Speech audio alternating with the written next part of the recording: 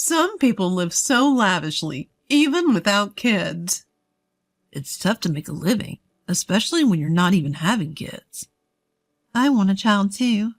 Yet my husband, my father-in-law, and my mother-in-law are relentless, oblivious to my desperation and sadness. My husband looks at me as if he's disappointed. I can't help but blame myself for not being able to conceive. My name is Emily. I'm a 35-year-old homemaker. My husband is also 35 and works a corporate job.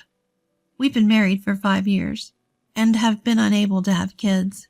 This has been a burden on me for a long time. Emily, still no kids? Yes, I'm sorry. It's getting late. While your father-in-law is still the head doctor, we need our grandkids to be doctors. We have our needs too. 3 months into our marriage, my mother-in-law first said this to me.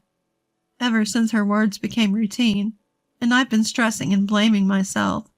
My husband's parents run a hospital. His father is the head doctor, and his sister is the deputy. It's a fairly large hospital. As the eldest son, my husband wanted to be a doctor too. However, he couldn't get into med school due to poor grades. He seems to insist that our child must become a doctor and inherit the hospital. Until you're 35. What are you talking about? You have until you're 35 to have a kid. That's the deal. But it's not something that can be achieved just by trying. My husband, like my mother-in-law, set a deadline, which makes me anxious. Our future child must be a doctor. Otherwise, there's no benefit for me. According to my husband, his sister will inevitably take over once his dad retires.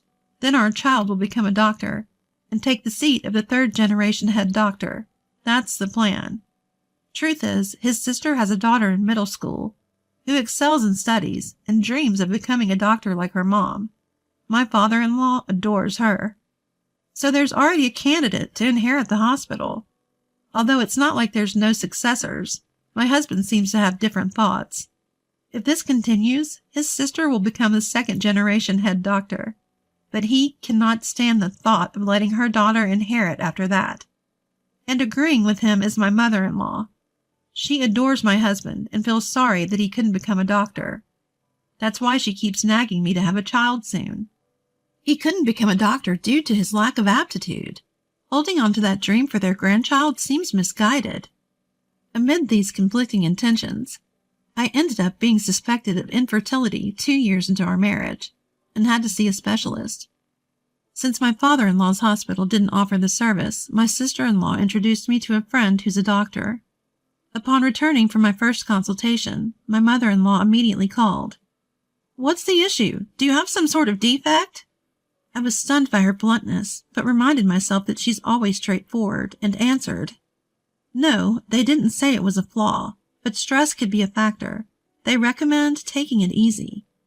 Then, from the other side of the phone, I hear my father-in-law shouting, "Bring those test results here now." So quit your job and laze around the house all day. What stress could you possibly have? "I'm sorry." I had to listen to my mother-in-law's lectures for a while longer before hanging up. At that moment, I didn't realize I'd have to go through many more conversations like this. My struggle with not being able to conceive started affecting my husband, too. He began finding faults in everything I did. "So you've been home all day, just watching TV?" "I've been doing chores." "Really? Then why is there so much dust everywhere?" He snapped, wiping surfaces to show me the dust. "All right, I might have missed a few spots. I'll be more careful." "What's your problem? I'm providing for you, aren't I?" My husband's irritation escalated quickly, and I usually chose to stay silent to avoid fights.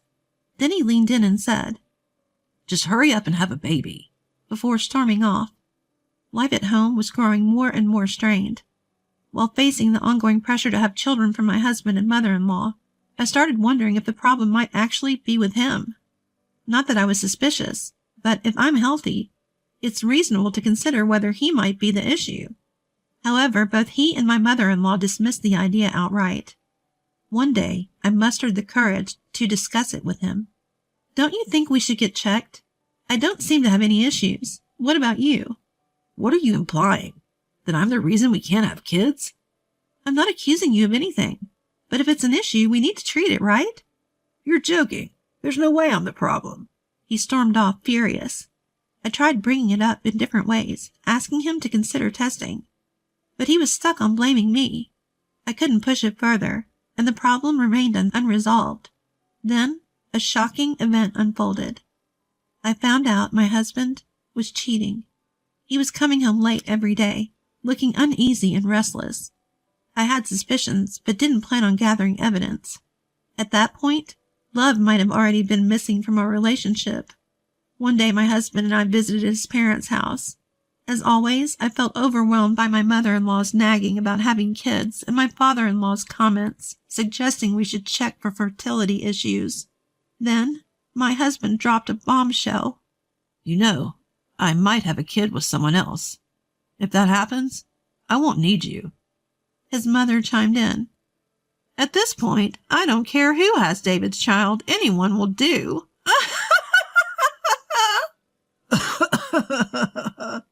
They both laughed, uproariously.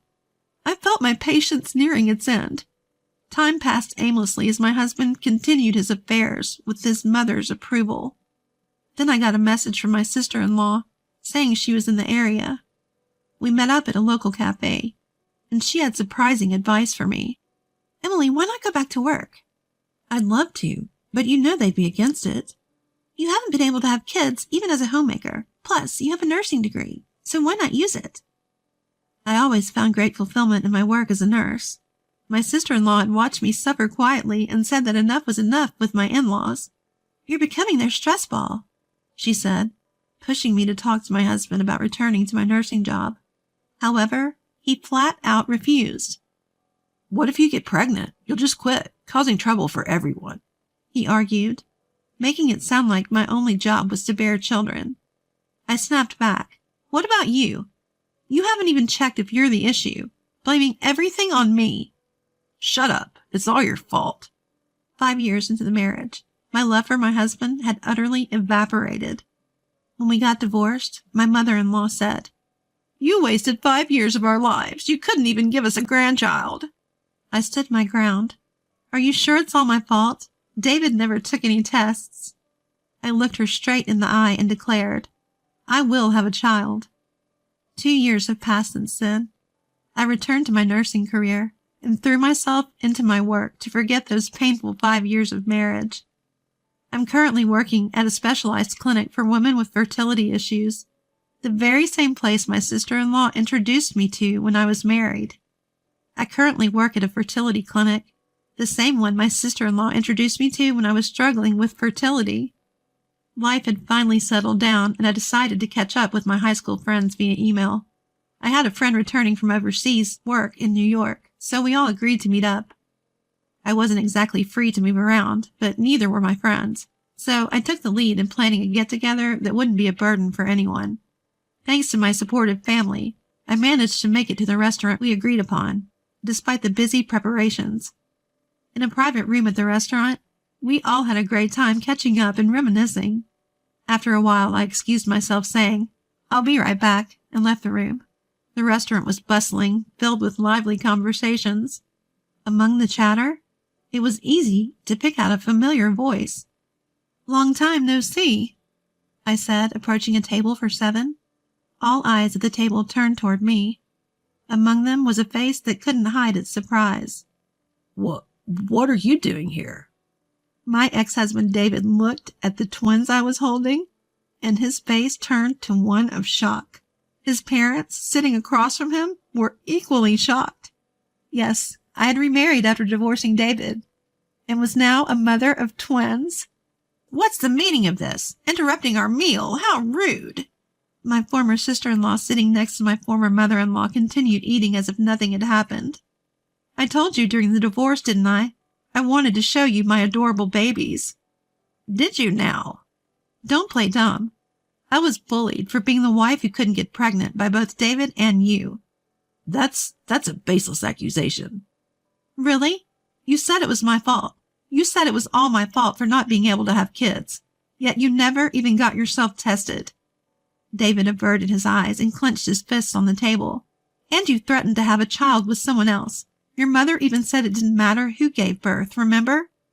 As I said this, a few of my friends approached and said, David, Long time no see. We've heard a lot from Emily. You've changed a lot since high school, haven't you? David and I were high school classmates, so the friends I was meeting today were also his classmates.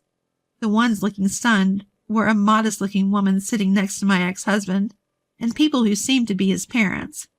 I'm sorry for interrupting. Were you announcing your marriage? If so, let me give you some advice as your senior in this household. My ex-husband and his mother looked shocked and tried to stop me. Ignoring them, I raised my voice and said to the woman, "Can you have kids? If you don't have them soon, you'll be bullied by these two, you know?" The woman looked instantly uneasy and exchanged glances with her parents.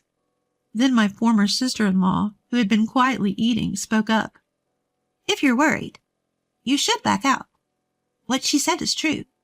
It's embarrassing, but that's how our family is." What are you talking about, sis? You're not after Emily's child, are you? You're after Dad's position as the hospital director, right? Let's talk about that later. Who says the director has to be a doctor? I'm stepping down, so go ahead. With that, she placed her napkin on the table and said, "I've been invited by a friend who's a doctor. Why don't you come to our fertility clinic?" Everyone was speechless at her words. Yes, my former sister-in-law had always supported me behind the scenes. She had always felt uncomfortable with how her parents ran the hospital, their attitude towards patients, and my brother's ambitions. She even helped me with this revenge. She was the one who told me about the restaurant and my ex-husband's pre-wedding meeting. Unable to take it anymore, my ex-husband's girlfriend left the scene with her parents. My ex-husband tried to chase after her and smooth things over, but was yelled at by her father, collapsed on the spot, and started crying. Seeing this, my former mother-in-law also started crying, and my father-in-law couldn't stop shaking. Afterward, my former sister-in-law officially resigned from my ex-father-in-law's hospital. She came to work as a doctor at the fertility clinic where I work. After she left, the number of patients at my father-in-law's hospital plummeted, partly because she was well-liked and partly because of the restaurant incident. My ex-husband quit his job and tried to turn the business around, but apparently it was pointless. With my former sister-in-law, who was the deputy director, gone, and my ex-husband's engagement broken off, the future of the hospital looked bleak. It's only a matter of time before it changes hands. As for my ex-husband, he seems to be spending his days tormented by emptiness, having lost both his girlfriend and his job, and watching the declining hospital with his parents.